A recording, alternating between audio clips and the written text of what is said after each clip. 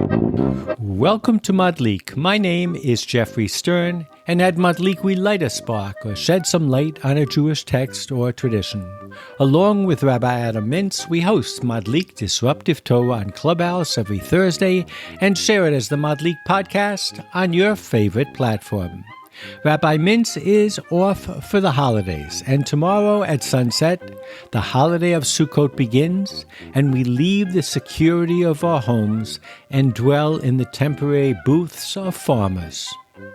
In previous episodes, I've focused on what makes this falling dwelling so permanent and eternal. But this year, in the shadow of October 7th, 2023, we will focus on the darker side of these exposed dwellings. We will also explore the potential of the Sukkah and the Jewish people to rise from the ashes like the phoenix. So join me for The Sukkah Will Rise Again. Well, welcome for our Erev Sukkot podcast. Thanks for joining me. I don't know whether you listened to last week's re-podcast of the Yom Kippur sermon I wanted to hear last year, but some of it did focus on the fact that while Yom Kippur is all about crisis and should be about crisis, and maybe last year our challenge was that we didn't realize that we were in crisis. On Sukkah, there is this prayer that haunts me, inspires me. I have done previous episodes on this beautiful prayer that we say when we say Birchat Hamazon, when we say grace after meals. And it goes as follows: Harachaman hu yakim lanu et Sukkot David hanofelet. May the merciful one raise up for us the fallen tabernacle of David. In a previous episode, I think it's called Falling Sukkah, I talk about, as I said in the intro, this amazing characteristic of the Sukkah, which ultimately is our tabernacle, is our temple. And unlike a temple of bricks and mortar that is static, it, like the pre-Platonic philosopher Heraclitus said, is like that river, that no matter when you step into it, it's going to be different. It is flux, and the only thing that is permanent is flux, and that is the eternal secret of the Jewish people. And I've dwelled upon the fact that it says Sukkot David hanofelet. It is a sukkah that is constantly falling, and that it hangs by a thread, and it's up to us to keep it standing. But this year, unfortunately, we've gone through a cataclysmic crisis. And at the end of the day, if October 7th, 2023, that occurred on Simchat Torah, was anything, it was the destruction of the Sukkah. The Sukkah fell. The Sukkah was destroyed. And that Sukkah that was constantly in flux and falling fell to the ground and burned. So tonight we're going to focus on the earlier part of the prayer. Instead of focusing on the Sukkah that is falling, we're going to focus on Harachman hu yakim lanu, that God will raise up once again that Sukkah. And as I said in previous episodes, like all great prayers of the rabbis, this didn't come out of a vacuum. This came from Tanakh, and it actually comes from Amos. And in previous years, I would quote Amos 9, where it says, I will set up again the fallen booth of David. I will mend its breaches and set up its ruins anew. But what in previous years I did not mention was the larger context of this prayer. So Amos 9:8 begins as follows: Behold, my sovereign God is keeping an eye on the sinful kingdom. I will wipe it off the face of the earth. But I will not wholly wipe out the house of Jacob, declares God. For I will give the order and shake the house of Israel through all the nations. Ki hine anachi mitzaveh va'anioti b'chol hagayim et Beit Yisrael. Think of shaking the lulav and the etrog.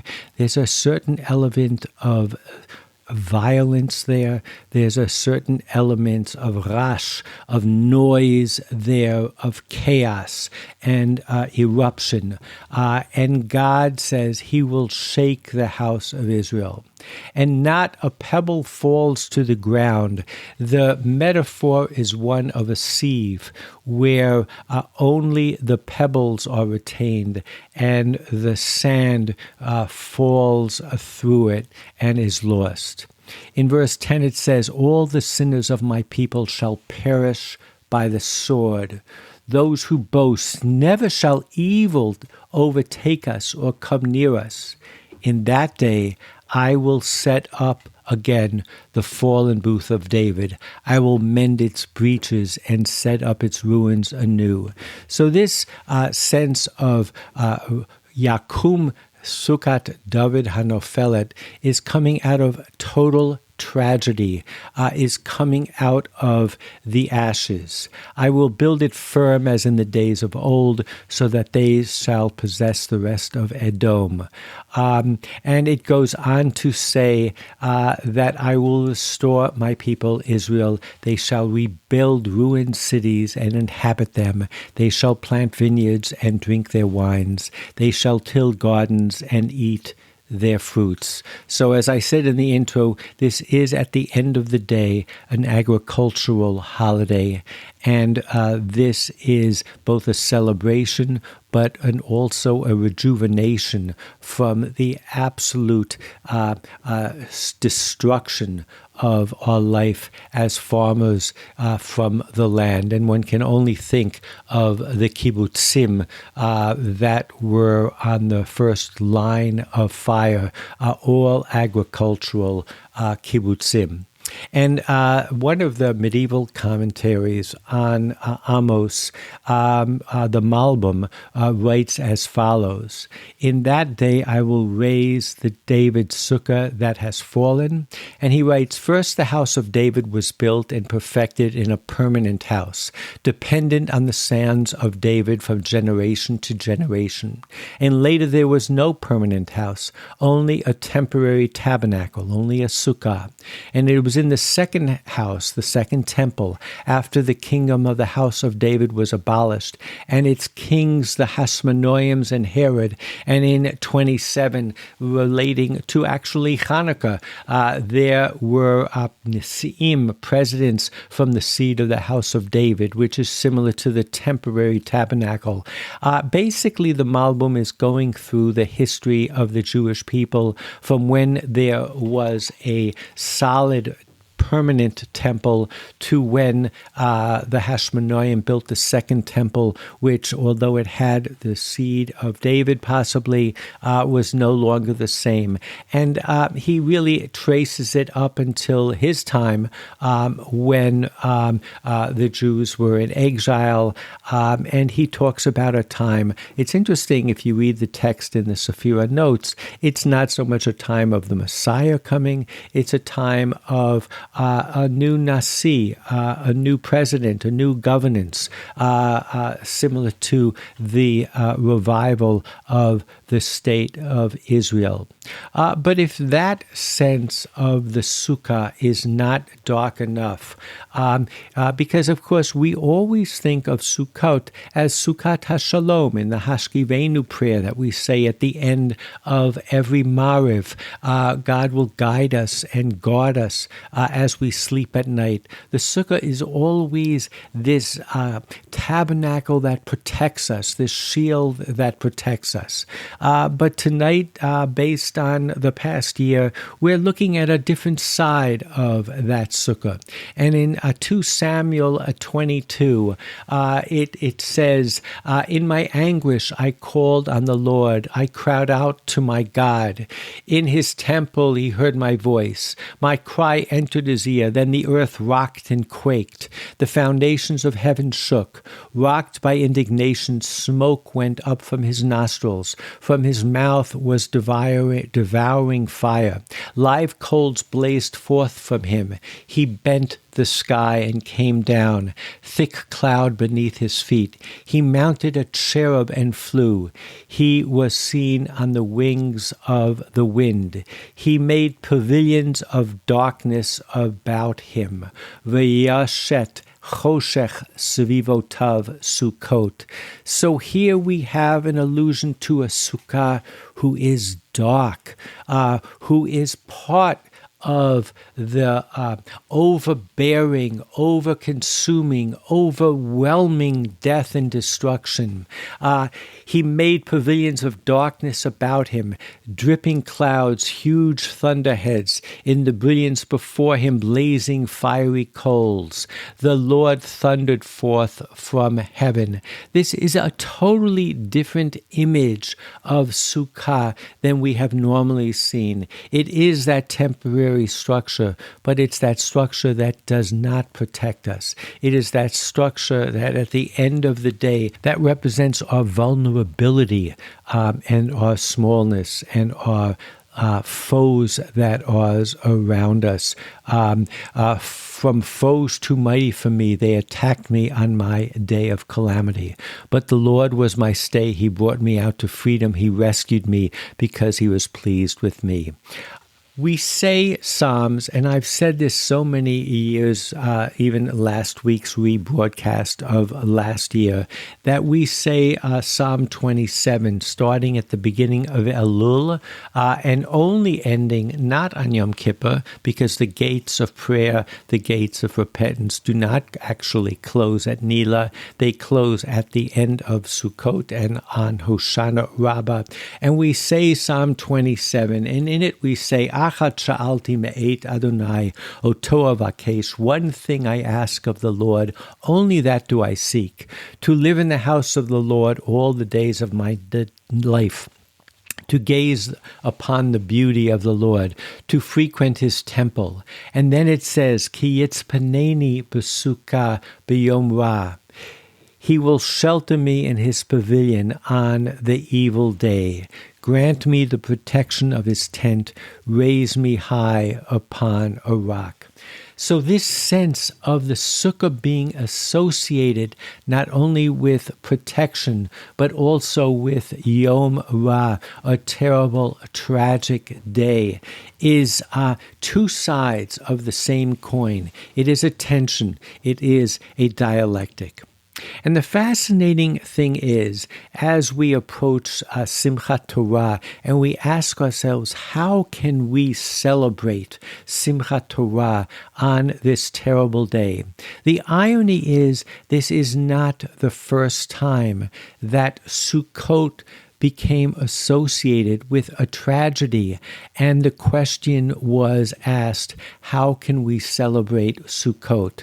The truth is, the rabbis and scholars ask why Hanukkah is 8 days. It's the only holiday that is 8 days. And many answers are given. Of course, the traditional answer is that the pach shemen, the little vial of oil, lasted for 8 days, and that was the miracle. But in the book of Maccabees 2, it actually relates a whole different other story. And it says, thanks and praise to the Lord, for he has cut off the wicked from the land, they are no more. And now there is in our lives to celebrate the day of the dedication of the altar on the 25th of the month of Kislev. We did not refrain from making it known to you to celebrate it with us. You will celebrate it like the days of the festival of booths, and like the day that on it Nehemiah found the holy fire. So based on the Maccabees 2, chapter 1, verse 22, and Maccabees 2, verse 17, where it says, "Now we wrote for you all these things so that you will celebrate this festival." So, Tichagu imanu et hachag hazeh, the only festival that is called Chag is Sukkot. Scholars have learned that the real reason, the historical reason that Hanukkah is 8 days is for a number of reasons, one of which is fascinating, and you can find a link to it in the notes, that the Jews amongst themselves could not decide on the proper procedure, could not decide on a vision for the future, could not figure out what the calendar was, that Sukkot was not celebrated that year and was pushed off. And ultimately, when they finally figured it out, it was Kislev, and they celebrated Sukkot in Kislev for 8 days. So I bring this up not only because it's an interesting fact of history, but again, it shows, number one, that Sukkot has been associated with tragedy, with turmoil, with even divisions within the Jewish people. And there are other times possibly that we were able to celebrate the Simcha of Sukkot, and that I think will impact maybe Hanukkah this year or in future years. But again, the main point that I'm trying to make is that this Chag, Simchatenu, it is not the first time that Simcha and joy has been missing. There are those that call Hanukkah the second Sukkot. The message of the second Sukkot is clear. Judaism is so important that, if necessary, Jews will create new ways to observe our Jewish tradition. I started in the introduction, I made reference to the rising of the phoenix. And there are those amongst us, I included, who thought that this concept, this myth of the rising of the phoenix was actually Greek in origin. And maybe there are Greek mythologies that include the phoenix.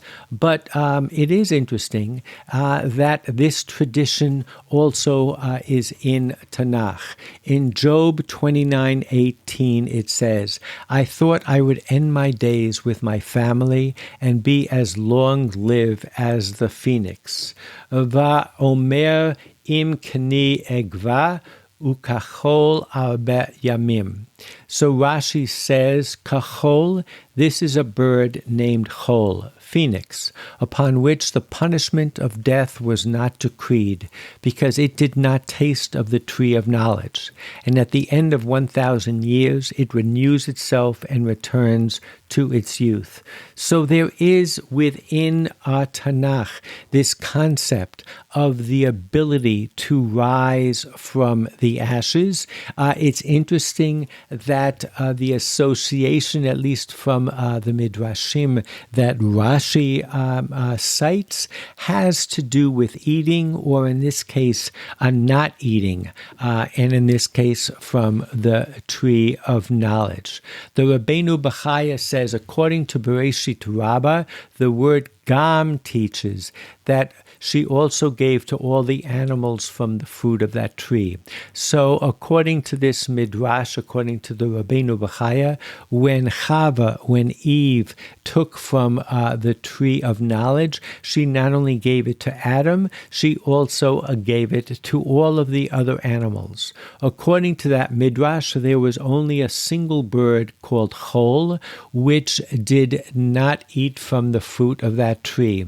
I'm just realizing right now, chul also comes from the same root as chol, which is secular, which is unholy. Chiloni comes from the same shoresh as chol. I just thought of that. This fact is alluded to in Job. He quotes a pasuk, and he says, according to Rabbi Yudan, this bird has a lifespan of 1,000 years. At the end of that time, fire erupts in its nest, and less than the size of an egg of it remains before it regenerates itself.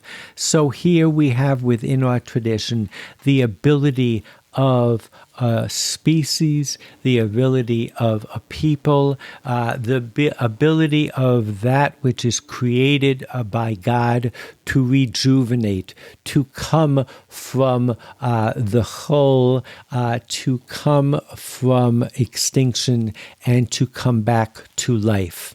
In Sanhedrin 108b, it quotes Shem, Noah's firstborn son, and Shem continued, with regard to the phoenix, the avar shina, my father found it lying in its compartment on the side of the ark.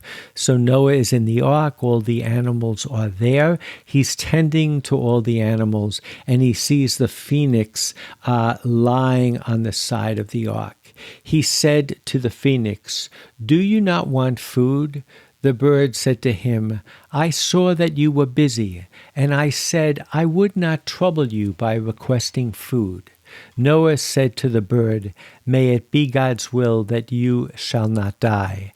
And through that bird the verse was fulfilled, as it is said, and I said, I shall die in my nest, and I shall multiply my days as the phoenix. He quotes the verse from Job. So it's fascinating to me that in all of the midrashim that relate to the phoenix, the reason the phoenix lives forever has to do with feeding. I would say also letting others eat in its stead, being a part of the food chain in terms of saying to a Noah, take care of those in more need than me. It has nothing to do with a ritual. It has nothing to do with holiness. It has to do with the most basic ability to put others' needs in front of one's own. So where does that bring us today as we try to contemplate what that sukkah means to us?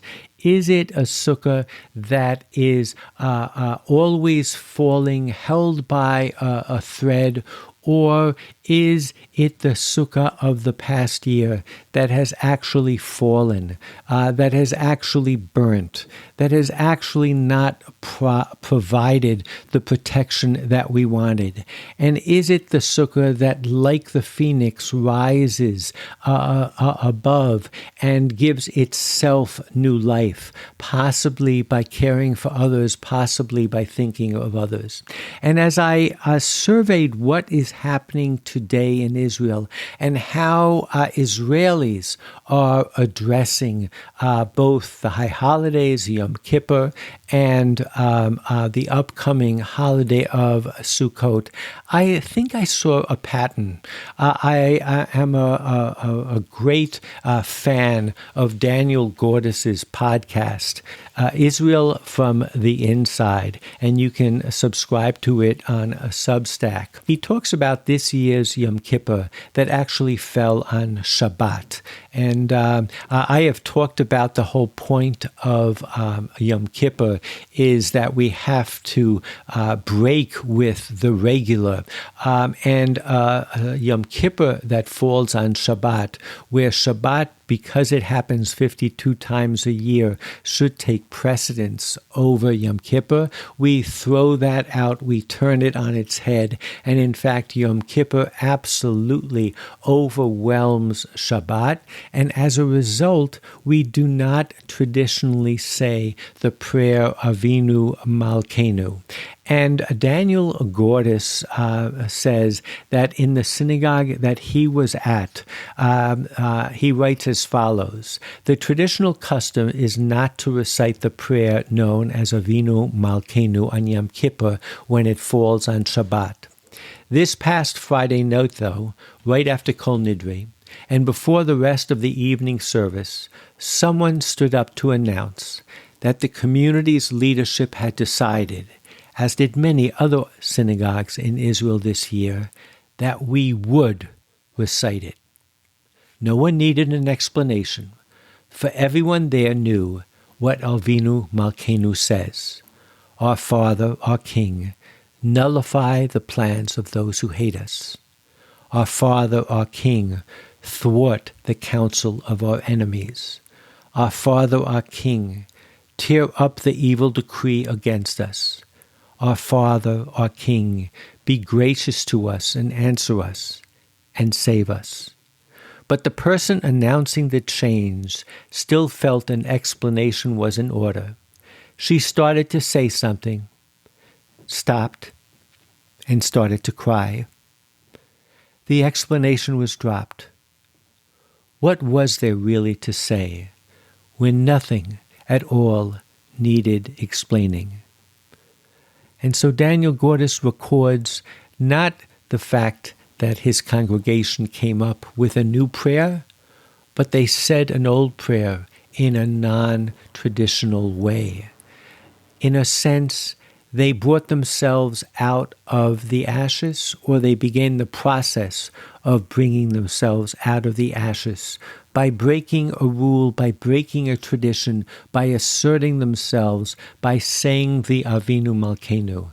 And it reminded me of Karlina Rebbe, who survived the Holocaust, and when they read the Vikochacha, the part of the Torah that is normally read silently in a whisper, he clapped on the stender and he said, "Read it out loud. It has already happened." The Jews in Israel, the Israelis, we Jews around the world, we're finding ourselves in the ashes of this burnt Sukkah. And I just found that so powerful that they went ahead and read the Avinu Malkeinu on Shabbat, on Yom Kippur. But I was at Lincoln Square Synagogue on Yom Kippur, and Rabbi Robinson quoted some other prayers that are being written, and as he said, predominantly by women. And there is a sefer, a book that has come out, and it's called Az Nashir, We Will Sing Again. It's not available in the U.S. Yet, but it will be. And it is prayers that have been created in response and to cope with the year that we've been through, and the way that we surely will have to look at our prayers, look at our rituals, look at our chagim differently. One of the prayers that he read was a variation on the vidui. The vidui is normally a confession. We all know it. Oshamnu, Baganu, Gizalnu, Divarnu, Sheker. But based on Rav Kook, who said, just as there is great merit in confessing our sins, there is also a great merit in recognizing our good deeds. A certain Einat Kapach, who I understand is a professor at Bar Ilan University, composed a prayer, Vidui al Hatov Shasinu Hashana, a vidui, a confession on the good that we did this year. And it reads as follow, Eloheinu Re'eh, Ki'i Achadanu Kochot. God, see that we united our strength. We cooked meals. We enlisted to fight. We grieved. We came forward and we went back and we remembered the hostages, the death and the wounded. We planned. We prayed for miracles. We wrote consolation letters. We hugged hearts and wiped our tears. We fought like lions. We suffered tragedy. We packed boxes. We gave food. We picked crops. We shivered. We harnessed our strength. strength. We felt pity. We drank blood and tears. Look at our work. Give us your heart. Listen to our prayers. Tira po'alenu titein et libicha tishma tefilatenu. These are prayers that were written by women and that will join piyutim that were composed throughout the history of the Jewish people to address the needs of the times. There have been multiple articles on prayer services that were held at the Chatufim Square outside of the Tel Aviv Museum, where they did slichot, where they've done havdalah. There's no interest in separating men from women, in deciding what the exact halacha is. People are coming together. There are charedim, there are chilonim that all understand the moment and are looking into our traditional prayers and our piyutim in a new way. These prayers are bringing us together, and we are creating new prayers. In past episodes, we've talked about how the kibbutz movement created Haggadot, that we're uniquely Jewish, we're uniquely Zionist, we're uniquely expressions of the spiritual and political and human needs of the moment, and we are seeing that in front of our eyes happening in Israel. And I am arguing that that is part of what it takes to raise the phoenix from the ashes, to raise the Sukkah from the ashes. Here is another prayer by Rachel Sharansky Danziger. Yes, Sharansky. This is the daughter of Natan Sharansky. Lord, please heal them. All are your wounded, all the heroines, all the heroes who bled for the sanctification of your name, who fought like lions, who clutched at life, who survived the hatred of all your enemies and are now hanging between life and death. With their future is in your hands. Adonai, Adonai, merciful and compassionate Lord, here I stand before you to plead, to weep, to ask for a complete healing for our wounded. You are great in grace and full of truth. This book will obviously be available soon in the United States, and we will be able to read these prayers that organically are being created in Israel. Another episode of Daniel Gordis, he published a video shot by Khan, the TV network in Israel, and it's in the show notes on Sfaria. And he put English subtitles, so you are free to view them. And the title of the beautiful, searing video is "We Are Still Here." And it talks about the ability of Israelis to survive, to persevere, to cope, to mix simcha with tragedy, whether it's at a Jewish wedding or whether it's having a Yom HaZikaron the day before Yom HaAtzmaut. It talks about the periphery and the center of Israel being united.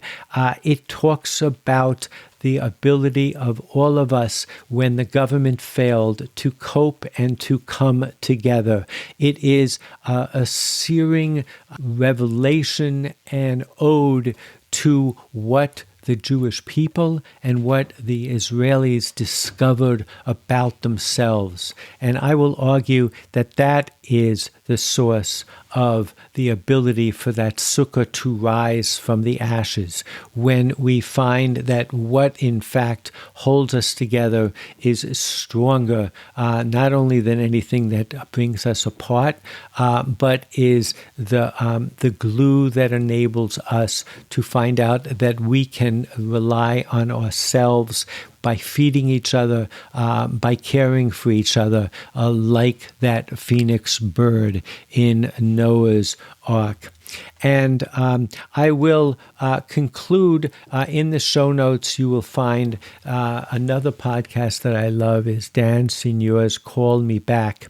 And there he has an interview with Mati Friedman. And he writes as follows. Israelis, I think, are really at a moment of despair. The kibbutzim along the Gaza border as a kind of metaphor. Kibbutzim that are full of people who are from the left fringe, even of Israeli society, people who believe in peace, people who are in some cases driving Palestinian kids from Gaza to Israeli hospitals, and those people are slaughtered by their neighbors in Gaza. So there's really not much left in that old dream that lasted up until 2000 of a peaceful resolution. At the same time, I think we're seeing the limits of military power. We've been in Gaza for a year. We've been hitting Hamas for a year. And yesterday they fired rockets from Gaza. So there's also a sense that the limits of military power have been reached. And one of the most striking moments at the family ceremony on October 7th was when Jonathan Shamritz, who's this young man who I mentioned, the brother of a hostage who was killed in Gaza, when he spoke, and he's speaking from the heart, and the crowd, which included Israelis across the political spectrum as far as I could see, it was really kind of a cross-section of everyone who's ever been hurt by the war. He said, we have no leadership and we have no vision. And that's 100% true. I mean, I think you can discuss whether or not the Netanyahu government has done a good job of running the war, but there's no question that Netanyahu is a leader who is unable to provide a hopeful vision for the people who live here. He's a very dark character. He sees threats and claims to be the best person to deal with the threats. But he has no hope to offer a country whose national anthem is literally called the Hope. Hatikva means the hope. But at the same time, in that ceremony, which I encourage listeners to find, you can find it online. You can see this guy who's speaking, and he ends his speech, which is a critique of the leadership, a statement that we have no vision, a call for a commission of inquiry into what happened on October 7th, which still has not happened. Most of the people who were in charge of the country on October 7th and in charge of the army are still in charge, and Israelis have not been given good answers about how that could have happened. And the people responsible have, for the most part, not paid the price for what happened. So he's giving this very dark comment on the state of our society a year into this war. And he ends by saying, what we're seeing now is the birth of the new Israeli generation. That there is not just resilient, but is incredibly powerful. And it's the generation that we're seeing now fighting in Gaza and in Lebanon. An incredible young generation. And he ended his speech by saying, get up, Am Yisrael Chai. The people of Israel live. So it's a dark statement about our leadership, but it's a statement of pure Zionism. So I think that you can see kind of a despair about the government, but an incredible energy that's bubbling in Israeli society at this moment of crisis. And our hope is that the energy can somehow be channeled into political change and a better leadership that can take us out of this moment of crisis and into the future.